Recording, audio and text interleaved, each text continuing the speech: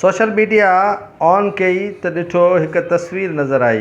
मूं सोचो त शायदि सिंध हुकूमत खे ख़्यालु अची वियो आहे को वज़ीर या मशीर शहीद सहाफ़ी मीर माथेलो नसरुल्ला गॾाणी जे घर पहुतो आहे ऐं उनजी वालदा खे चेक ॾेई रहिया आहिनि। जॾहिं वालदा उनजी मां ॾिठी त शायदि ख़्यालु आयो त सिंध हुकूमत खे इन्हनि ग़रीबनि जी दादरसी करण जो मौक़ो अची वियो आहे ऐं तरस बि उन्हनि खे शायदि आयो आहे। पर पोइ जॾहिं वेझे खां तस्वीर खे ॾिठुमि त JDC जो सरबराह मूंखे नज़र आयो ज़फ़र अब्बास जाफ़री ऐं साणसि गॾु वक़ार लगारी, जिन चेक ॾिनो दुबईअ खां अली शेखानी मोकिलियो हो हिननि जे तरफ़।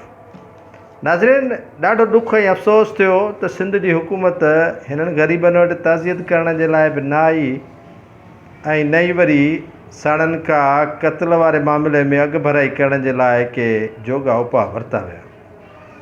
ॾुख भरी इहा ॻाल्हि आहे त सिंध में अमन अमान जी सूरत हाल एतिरी ख़राब थी चुकी आहे जो माण्हू पाण खे ग़ैर महफ़ूज़ सम्झनि था।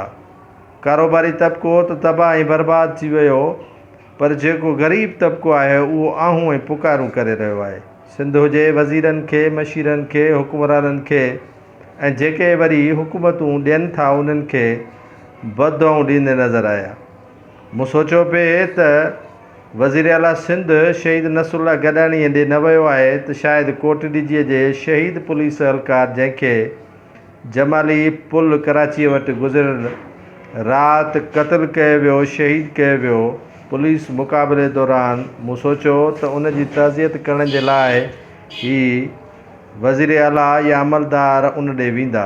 पर अफ़सोस सां चवणो पियो त मुराद गोपांग सां तालुक़ रखंदड़ शहीद एहलकार यासीन गोपांग जे तदफ़ीन जनाज़े तोड़े गार्ड ऑफ ऑनर जेका पुलिस ॾींदी आहे उन में कंहिं बि वॾे ऑफिसर शिरकत न कई। कराची वारनि खे त ईअं ई लॻो ॼण यासीन गोपांग पुलिस एहलकारी नाहे। अफ़सोस जो मक़ाम इहो आहे त सिंध हुकूमत अलाए छो ख़ामोश आहे, अलाए छो परदे पोयां लिकी वेठी आहे, जो उन्हनि खे न पंहिंजे इन्हनि लानतुनि मलामतुनि ऐं माण्हुनि जे एहतजाजनि जो असरु पवे थो।